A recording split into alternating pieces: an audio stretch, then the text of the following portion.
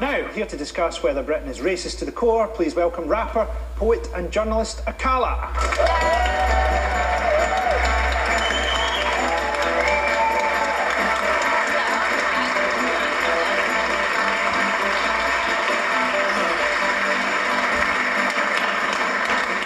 Akala, thanks for coming on. No problem. Great that you're here. I'm a big fan. Loving your album, man. Thank you. What do you think about this motion? I think I wanted to give a short answer, but I can't because it's too complicated a question. I think that when we talk about race, we tend to focus on individual acts of prejudice, which is why UKIP often come up because they'll overtly say stuff that we find offensive. But unfortunately, the issue of race, if we understand it, is a lot more insidious. And it takes a lot more of a historical view to understand the difference between individual bias and structural racism and privilege. And the idea of Great Britain was intimately tied to the fact that Britain's invaded almost every country on the earth, literally. No, literally, there's a map, you can Google it. And so the idea of our greatness was intimately tied to this idea of empire, which was intimately tied to what Rudyard Kipling calls the white man's burden, to go and civilize all these stupid brown folks that have been writing and having civilizations for thousands of years, but let's forget all of that.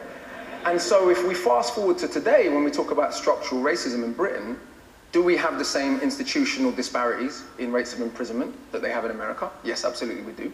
Do we have the same disparities in terms of who's dying in police custody? Yes, indeed we do. In 2011, we were told we loved Libyans so much we wanted to bomb democracy into them. Less than 5 years later, we're leaving people fleeing the same conflict to drown in the sea while giving a woman space in a national newspaper to refer to them as cockroaches. And when you refer to humans as cockroaches, that is a mandate for murder. Let's be clear about that. The moment human beings become non-human, that is a mandate for murder, and there's a long historical parallel with that. Today, Germany, the country that bombed this country, you know, in our grandparents' lifetimes, so theoretically the grandchildren of Nazis can get in and out of England easier than the grandchildren of people from the Commonwealth who fought against the Nazis. And where do they come from? When we talk about immigrants, do we mean people from Australia and New Zealand? Didn't Boris Johnson go to Australia and say, hey, we're culturally the same? Was he talking about the Aborigines when he said that? We call them expats. Right. White people have such a different way of classifying themselves that white immigrants are expats and non-white immigrants are immigrants. So when we say immigrants, if we go to border control, we can go there, Yarlswood, and we go and look at who's there. It's not a bunch of white people from New Zealand.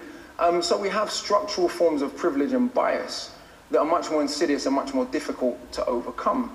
The reaction to Africans and Asians coming here post-World War II, to rebuild the country after the Queen's German cousins bombed it, the reaction to them was one of general hatred.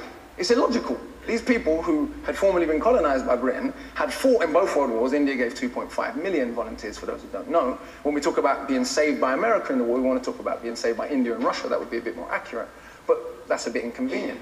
But the reaction to those people and their descendants has been one that is about structural bias and privilege. The greatest metaphor for this might be Canary Wharf and Tower Hamlets. True. If you look at that predominantly Bengali community that has to look at Canary Wharf every day, how many of those people work in Canary Wharf other than to clean toilets? I only got into that through grime. So the first thing, I'm listening to grime records and they're all rapping about E14. Yeah. And I'm going, where's that? And I'm like, Canary Wharf? Yeah, they're definitely not rapping about Canary Wharf. I suppose what I'm saying is not about saying that there's bias and bigotry everywhere in the world. The country my grandparents come from, it's pretty much generally accepted that they don't like gay people. But what's interesting, race even plays a role in that. In Jamaica, we have disgraceful homophobia. No one ever says it's because of Christian fundamentalism. Because even though it is justified in explicitly Christian fundamentalist terms, because only Muslims do bad stuff because of their religion. Because we know almost all the Muslims in the world are brown. Whereas when a German wings pilot crashes and kills 150 people deliberately, or the man in Norway killed nearly 90 people, I was in Australia when that happened. This is how uniform the agreement is that white people will be portrayed differently. The Australian media referred to Andres Breivik as having terrorist-like tactics. Yeah. I mean, to think about it. Yeah. This guy killed almost 100 people, and he's just almost a terrorist. And he'd written a crazy thing about Muslims. No, it's very clear. I mean, he was a terrorist by any standard. The idea that white is right isn't just a European idea. It's an idea that has had insidious implications, because no matter what, the 700 people that were left to drown off the coast of the Mediterranean, were they white human beings, they wouldn't have been left to drown. And they certainly wouldn't be called cockroaches. Well,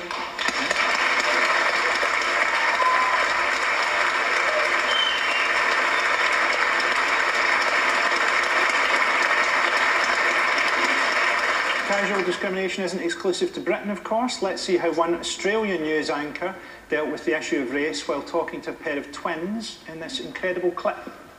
One of the sisters is obviously black, the other is white. The Alma twins come from a mixed-race family in the UK. Maria has taken after her half-Jamaican mum with dark skin and brown eyes and curly dark hair, but Lucy got her dad's fair skin, good on her, along with straight red hair and blue eyes.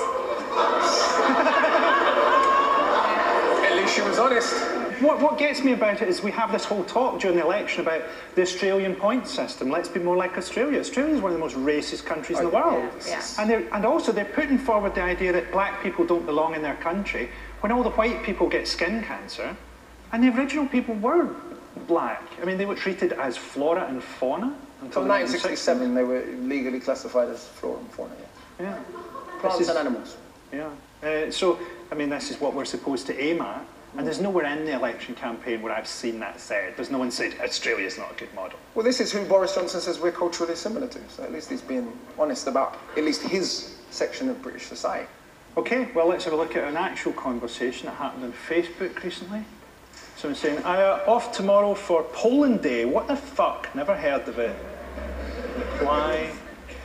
And we don't get a fucking day off for St George's Day. What a joke this place is. As you say, they don't stay off for St George's Day, so who gives a flying fuck about Poland Day? For fuck's sake, it's for the Poles, we're British. Are you sure it's not polling day, hun?